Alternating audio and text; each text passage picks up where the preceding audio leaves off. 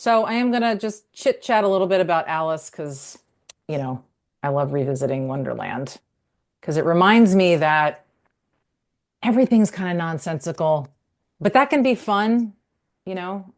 Sometimes it feels scary and dark and gloomy, but there can be a light side, the cosmic fool energy who it kind of embraces all of it, right? Like it's all absurd, it's all kind of nuts and weirdo, and we can sort of approach that with lightness. Not all the time. Sometimes we're going to sob our eyes out, but we can also find the lightness in coming together and the humor in the absurdity and all those things. So I was reading a little bit further into Tan Lin's introduction, and one funny thing he said just struck me. He said, "Nonsense turns out to be vast and chaotic, spanning inside and outside, and defying notions of time and space, scale and sense, rightness and rudeness, rightness and leftness." So it's just again, it's like this, all these absurd things are happening, and you can't logic doesn't apply. And in many ways, Lewis Carroll is spoofing logic. He was an academic, and I think sometimes he got tired of the stodgy academic circles, and he's like, blah, let's just make something that has nothing to do with logic and reason. It's outside of all that, and let's have fun with it. Um, the Mad Hatter, of course, we love him. He's full of riddles. He says, "Why is a raven like a writing desk?" And he never actually answers that question, right? I mean, Wonderland is full of riddles that never get answered. So, but again, not so unlike our own world, right? Which is full of riddles that never get answered. So you just can't apply logic and reason to Wonderland. And I'm not sure that you can apply logic and reason to what's happening in our world now either. Like this calls for an outside of the box approach to our lives, like to how we approach what's happening and to anything we're trying to like accomplish in the world. It's like got to definitely think outside the box. And of course, in Wonderland, you also cannot try to predict what's going to happen. There's no way. Like you never know what's going to come out of the woodwork, what's going to pop out around the corner. And same thing here. Like it's just you can't predict. And that's what our minds want to do. We want to try to figure it out. We want to try to make sense of it. We want to try to figure out like what are the agendas? What's the plan? What's going to happen? And we don't know. Like we're really living in this unknown. So, but the unknown can be scary, but it can also be a place that's, you can play there. You can play in the unknown. So now Alice herself, as we go through the story, she runs into a lot of kind of catch-22 moments. At one point she's too big to get through the door and she can see the beautiful garden, but she can't fit. And then, she shrinks herself, but then she realizes the key is up on the table and she can't reach it. And she can still see the garden, but she just can't, like, it's like, how do I get there? It's that feeling of like being stuck in the catch-22 and this beautiful something is beyond your reach, and it's there, but you can't get there, at least not right now.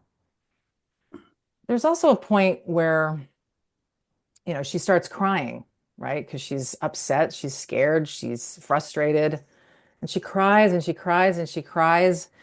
But this is when she's, in a larger state, right? And when she shrinks again, she realized that she's cried this whole pool of tears and she's drowning. She's drowning in the pool of tears that she cried. And I mean, that image strikes me too, just in terms of the human condition.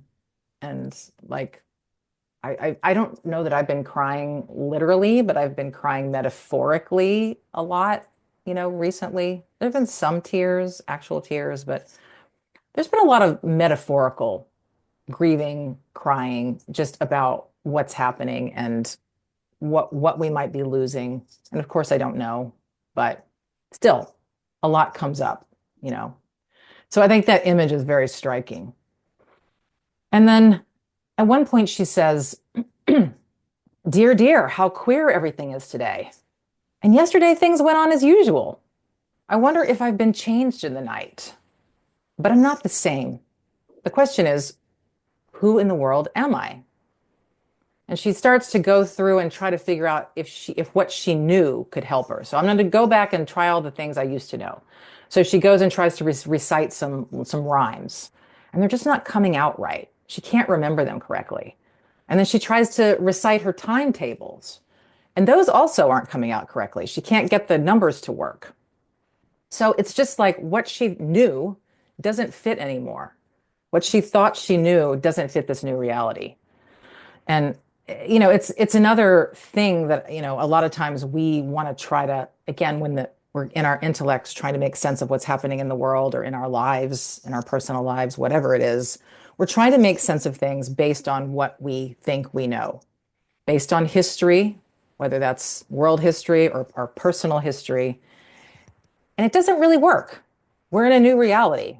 Every day is a new reality.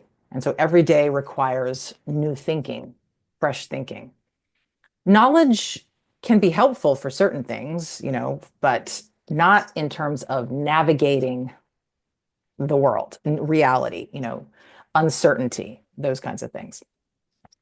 So, she finds herself in this disorienting place, which is different from what was familiar.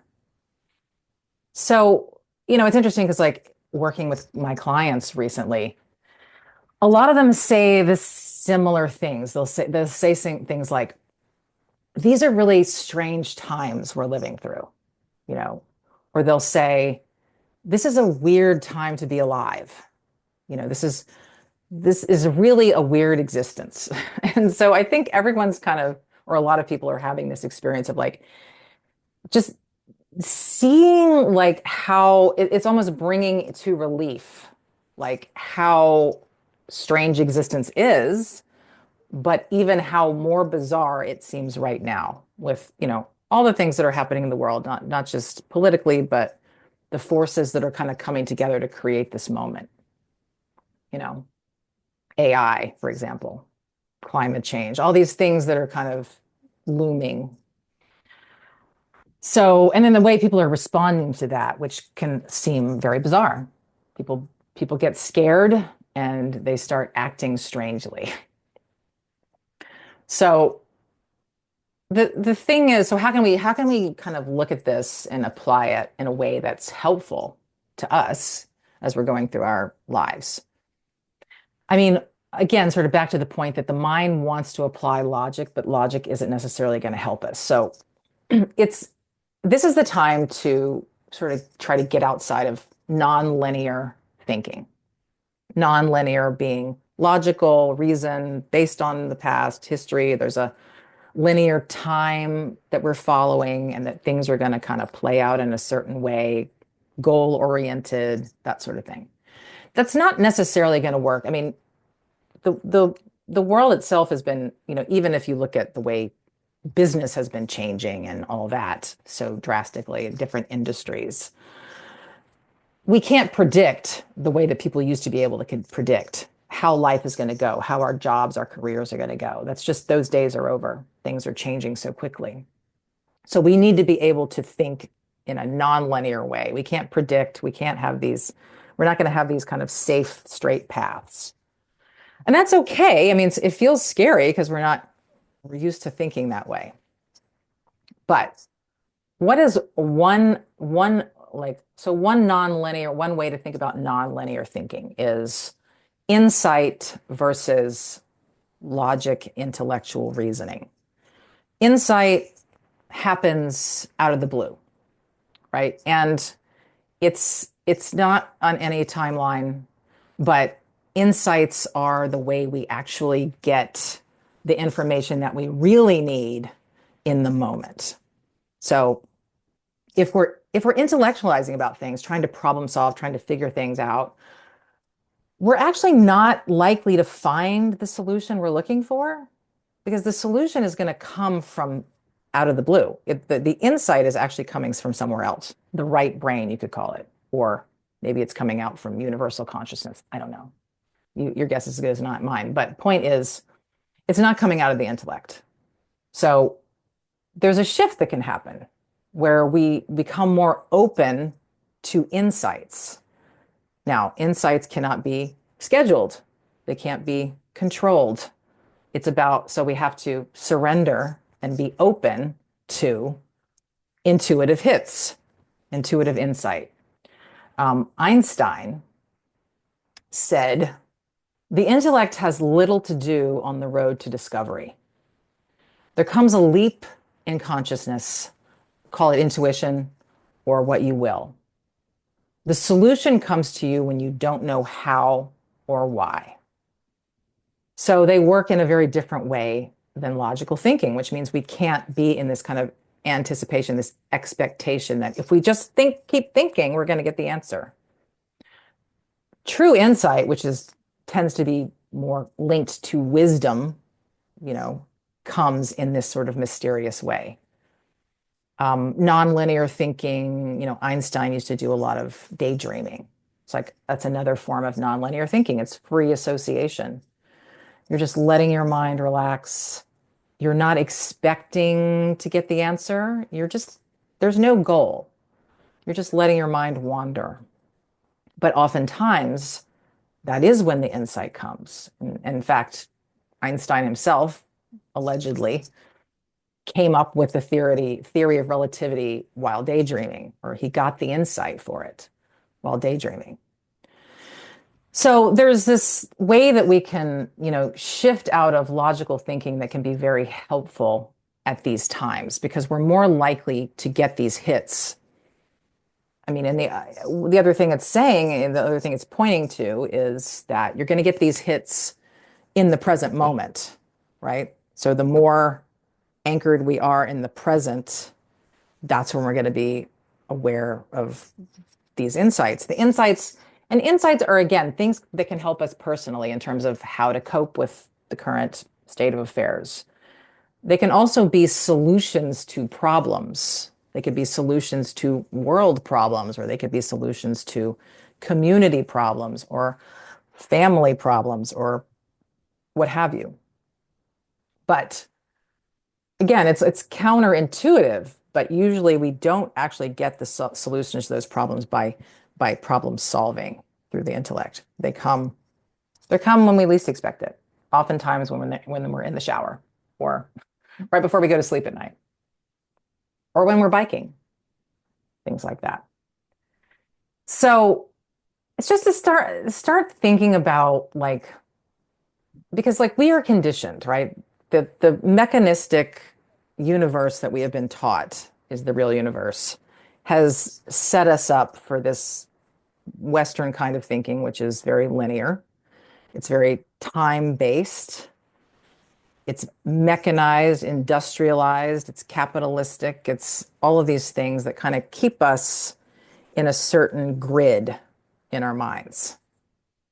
But all that stuff, we're seeing kind of the cracks. We're seeing the cracks in it because, this is just the paradigm that we've been fed, but it's not actually the paradigm that needs to happen next. The paradigm that needs to happen next is all those things maybe need to crumble, maybe, or not, they don't have to completely collapse. Maybe they will, maybe they won't. But when we can start thinking outside of them, what that means is that we're actually liberating ourselves from the systems by thinking differently, from thinking in less linear ways, from being less confined, say, to the calendar or the clock or any of those things, or linear logic, open to insights. An interesting thing about nonlinear time, because, in Western culture, we're so because of the industrialized nature of things, we're so fixed to this clock, the schedule. Even the white rabbit is late, right? He's running late. So like we're kind of stuck to this whole scheduled time thing, linear time thing. But indigenous peoples, a lot of indigenous peoples don't, they do not adhere to, they don't live by linear time. They live outside of linear time. They live in circular time. The Aboriginal people have a term, every when. And every when seems like a word that would maybe pop up in Wonderland, right? Because it's doesn't fit with our linear sense of things. But they understood the past, present, and the future to all be one. It was all happening simultaneously. And even we can be more aware of how our perception of time creates bendy time, or time that contracts and expands, right? So like time flies sometimes, and time also crawls at other times. And if you're in the zone, then you can find yourself getting a very lot done in a short amount of time, but it feels very expansive. So even within our own perception, time is, and of course, time is perception. We can perceive things. We can get outside of linear time, get outside the schedule.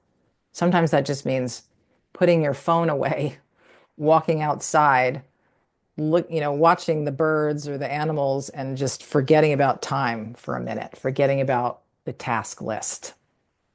So there are ways we can apply that in similar ways, in like easy ways. So what does this do for us? It gets us outside of this kind of, again, very regimented thinking, which we've all been conditioned into by the paradigm that wants to keep us good worker bees and, following the rules and all of that. But the great opportunity is that, not that we can escape capitalism, right? Because we live in a capitalistic system. We have to pay bills. There are things that we have to do to adhere to society, but that we can free our minds from a lot of what's happening, right? And so, if people are losing their jobs, that can be a cause for panic, and everyone's kind of panic about, well, there are people who are losing their jobs are panicking. Other people are panicking about the economy. But when we're stuck in that system in our minds, we're panicking too.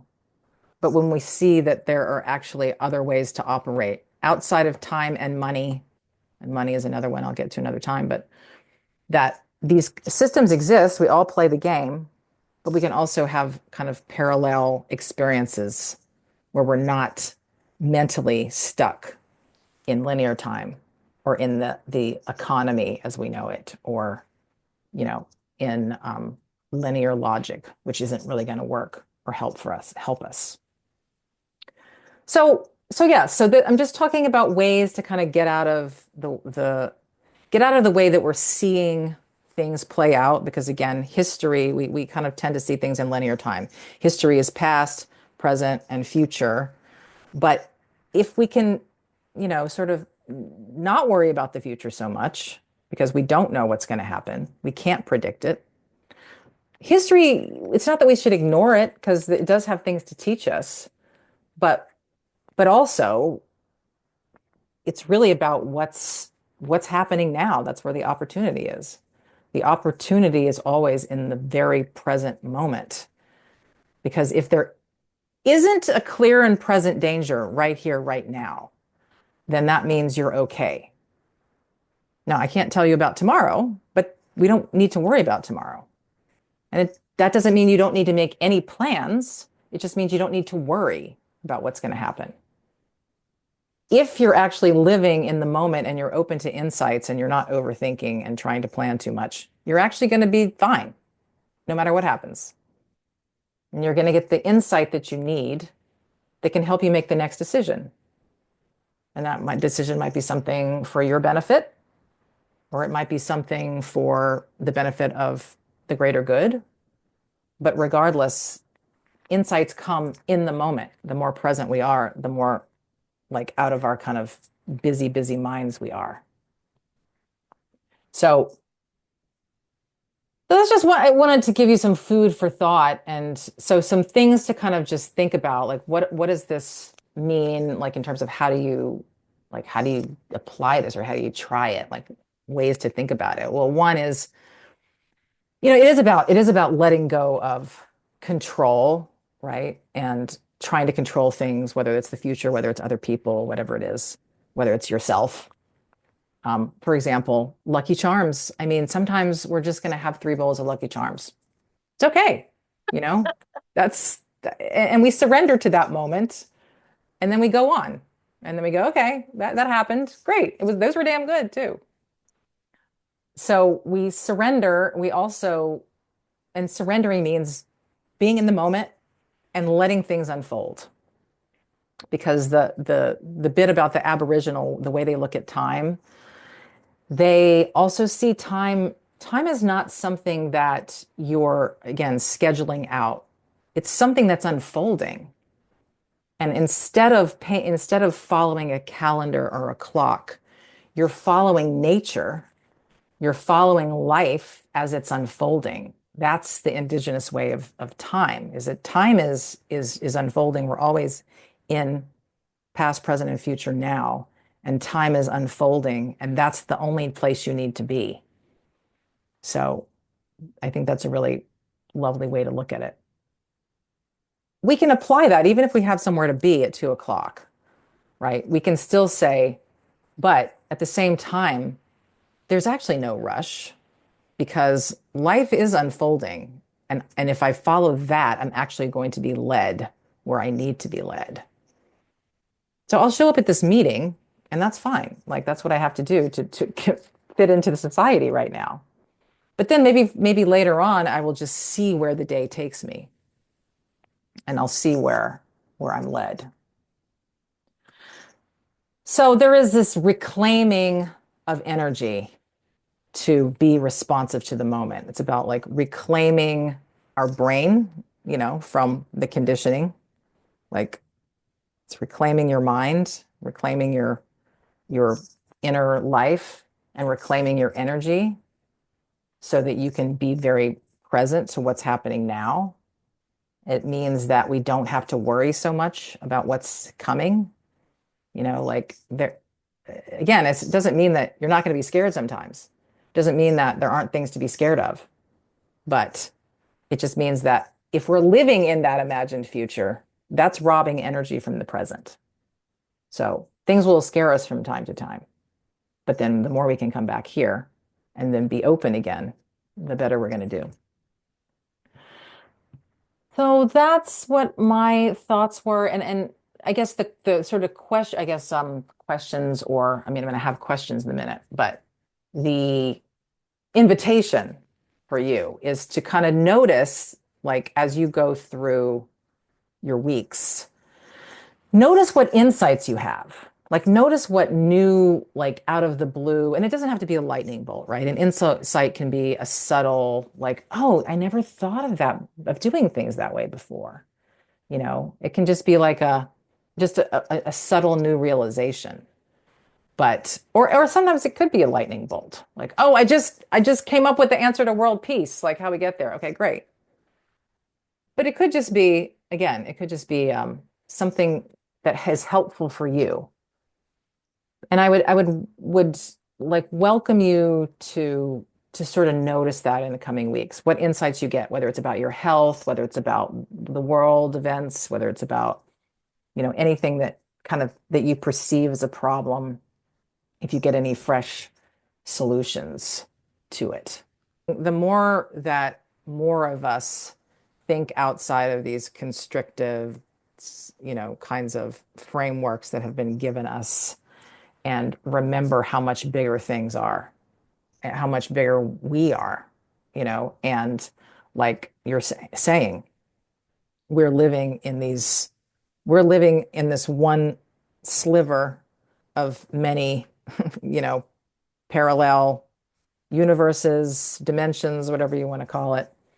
And that in itself can kind of keep our minds open, keep us out of this just, the narrow task driven, like, oh my gosh, what am I going to do about the world kind of frenzy that we're in. So yeah, all of this. I mean, I love hearing you guys talk about all this. Oh, well, the other thing I want to talk about just was like, the thing is like, I think the more, and I'm talking to, in many of the groups that I'm in, like different kinds of communities that I'm in, like everyone's sort of talking about this in different ways, just like how do we change the consciousness? And this is a big part of it is getting outside of the paradigm, the narrow paradigm we've been living in, and having conversations that open up consciousness and that keep us in this more aware state of all the possibilities and all the dimensions and all that. And that the more people that do that, collectively we end up, creating a trend. The collective consciousness starts to shift. The more people who are plugging into awe, wonder, curiosity, openness, insight, all of that. So that's a very hopeful piece of this, that the old paradigm is got to die, you know, and we can be a part of, this new paradigm. And the other thing about nonlinear time is that again, it's not happening in this kind of it can seem like it's happening in incremental ways, and sometimes that is how it works. But you can also have a quantum leap of consciousness. Human beings can have a leap of consciousness, collectively, or at least part of us, to where we're no longer enslaved by this kind of old way of thinking. So that we're creating a new reality. So that's just something else to just think about in terms of it's not just about, yeah, I mean, it's about what's possible for us and for the world and for our communities. It's been a wonderful, like a great coming together as always. I mean, cheers, cheers.